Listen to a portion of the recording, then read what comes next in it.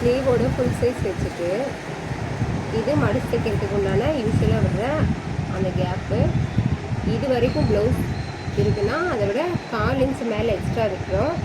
இந்த பக்கமும் அதே மாதிரி ஃபுல்லாக ப்ளவுஸை வச்சு எல்லா பக்கம் எக்ஸ்ட்ரா விட்டு மார்க் பண்ணிவிட்டு இங்கே 1 இன்ச் எக்ஸ்ட்ராவாக தைக்கிறதுக்கு விட்டுறோம்.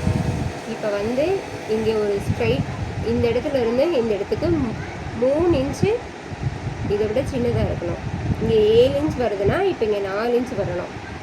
அதுக்கப்புறம் இங்கே ஸ்ட்ரைட்டாக 1 இன்ச் கோடு போட்டு அதையும் இந்த மார்க் பண்ண பிளேஸையும் இப்படி ஸ்லைடிங்காக வரைஞ்சி அந்த 2 கோட்டுக்கும் சென்டராக மார்க் பண்ணி மேலே பக்கமும் இது கீழே பக்கமும் ஸ்லோப் எடுத்து இது வரைக்கும் ஸ்ட்ரைட்டாக வந்து மார்க் பண்ணோம்னா ஸ்லீவ் அழகாக ரெடி ஆயிரும். அதிலிருந்து கொஞ்சம் தள்ளி இந்த இடத்துக்கு ஒரு 1/2 இன்ச் வர மாதிரி ஸ்லோப் எடுத்து பண்ணோம்னா ஃப்ரண்ட் பக்கத்தோட ஸ்லீவ் ரெடி ஆயிரும்.